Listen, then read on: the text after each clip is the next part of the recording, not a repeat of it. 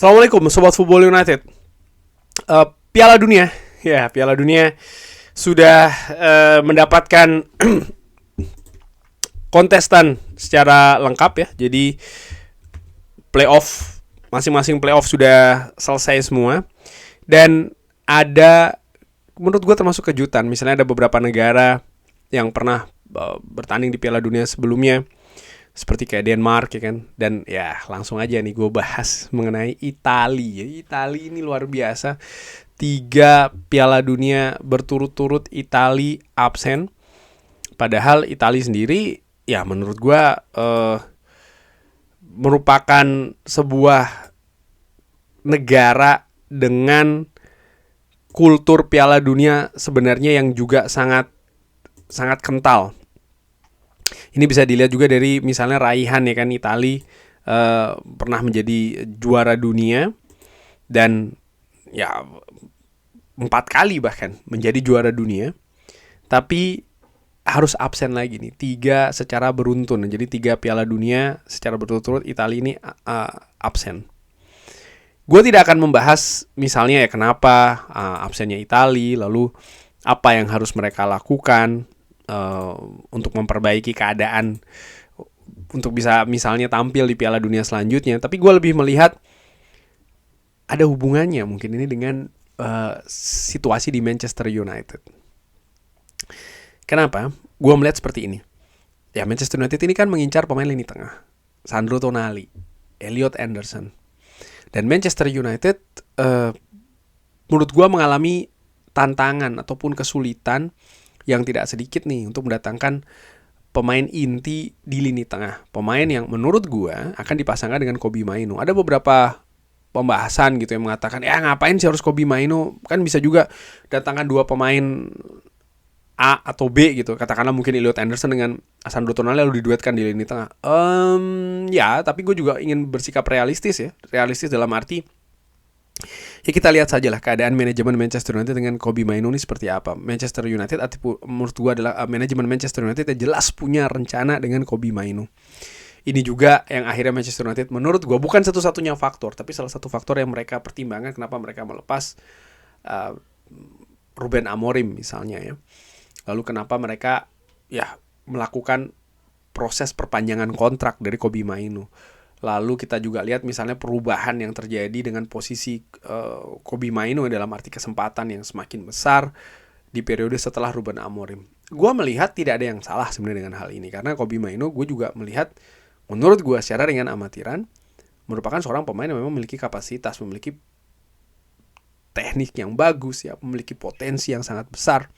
Sehingga ketika dia diberi kesempatan, ya nggak ada yang salah di sana. Nah sekarang situasinya balik lagi nih. Nah dengan kegagalan Italia ke Piala Dunia, ada tidak kira-kira pengaruhnya?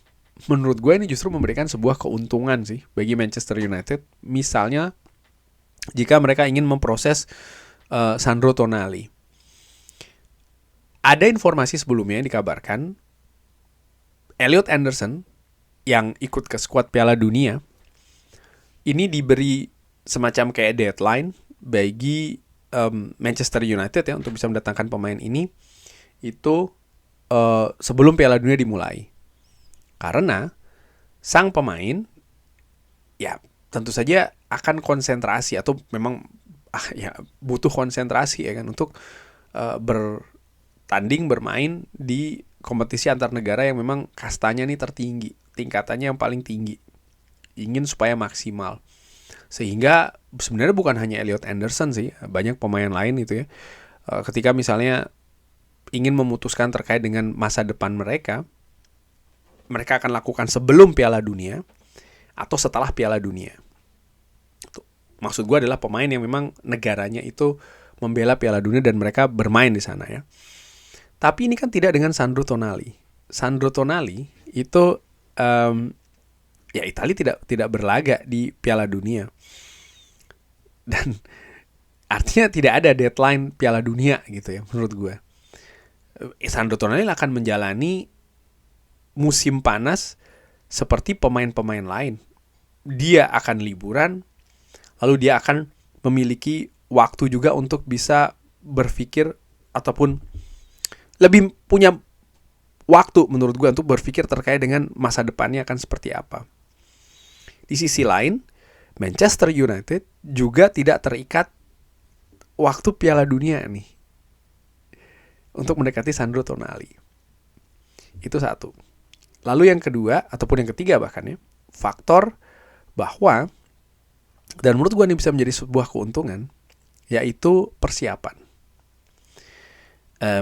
Manchester United punya ada beberapa pemain ya, tentu saja yang ke Piala Dunia, tapi banyak juga pemain yang tidak ke Piala Dunia, dan persiapan untuk musim depan kan tidak menunggu Piala Dunia itu selesai.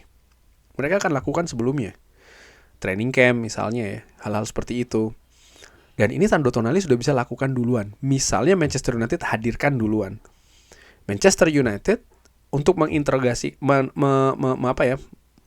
mengintegrasikan Sandro Tonali kepada skuadnya, tidak harus menunggu Piala Dunia itu selesai.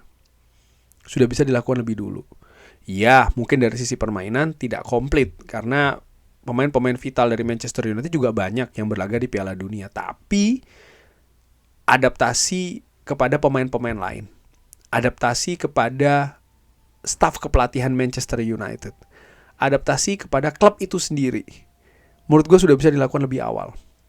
Dan ini merupakan sebuah keuntungan dari situasi Italia yang tidak lolos Piala Dunia, karena Sandro Tonali adalah pemain penting ya kan bagi skuad Italia. Dari situ menarik juga nih, bagaimana keadaan Manchester United selanjutnya di bursa transfer musim panas. Apakah Manchester United akan memiliki rencana yang misalnya mereka akan mereka bisa fokus dulu nih, betul-betul all out berusaha untuk mendatangkan Elliot Anderson sampai periode Piala Dunia, lalu dengan cepat berpindah ke Sandro Tonali, dan itu sangat memungkinkan. Atau justru sebaliknya, mereka kejar yang sudah pasti-pasti saja nih, Sandro Tonali nih, mereka pastikan sebelum Piala Dunia mulai, bahkan lalu setelahnya ya mereka sudah bisa mulai proses integrasi Sandro Tonali kepada skuad Manchester United. Karena begini Sobat Football United, proses integrasi ini menurut gue penting ya. Posisi yang akan diisi oleh Elliot Anderson ataupun Sandro Tonali ataupun nama lain, ini adalah posisi inti, posisi lini tengah, posisi yang saat ini diisi oleh Casemiro, dan performa dari Casemiro luar biasa. Pemain yang masuk nantinya diharapkan langsung bisa nyetel, tidak perlu lagi bahkan adaptasi kepada skuad, kepada sistem permainan, dan juga kepada klub. Bisa langsung beradaptasi, langsung nyetel, dan langsung berkontribusi. Ini situasi yang menurut gue kalau dikelola tidak secara baik ya, ini bisa fatal. Bayangkan misalnya Manchester United mendatangkan pemain dengan harga tinggi, tapi ternyata tidak bisa langsung nyetel.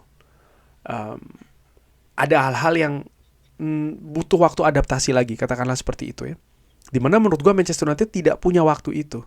Kenapa gue katakan tidak punya? Manchester United musim depan pastinya berharap untuk bisa mendapatkan minimal tiket Liga Champions untuk 2 musim lagi. Dan kalau melihat persaingan dari Premier League yang sangat ketat, ya dari awal mereka harus langsung nyetel. Mereka harus langsung mendapatkan hasil positif. Dan ini tidak mudah dengan pemain baru. Makanya menurut gue proses adaptasi, integrasi ini sangat penting. Ya kita tahu misalnya contoh dengan Liverpool misalnya musim ini ya, mendatangkan pemain mahal, Wirtz misalnya, ataupun pemain lain. Chelsea pun juga demikian, Tottenham Hotspur juga begitu. Dimana ternyata proses adaptasi ini bisa menjadi sesuatu yang berbahaya menurut gue. Dan lini tengah Manchester United, balik lagi ya, kebutuhannya di lini tengah, dimana ini adalah posisi intinya, mereka butuh pemain yang langsung bisa nyetel. Kalau itu bisa mereka dapatkan, yang luar biasa. Dan Tonali menurut gue ada peluang untuk memberikan hal itu. Dengan itu tadi ya, keleluasaan, berhubung Italia tidak lolos nih ke Piala Dunia. Tapi bagaimana menurut Sobat Football United? Seperti biasa silakan drop di kolom komen. Terima kasih sudah menyaksikan. Jangan lupa like, sholat, dan juga subscribe. Wassalamualaikum warahmatullahi wabarakatuh. Thank you.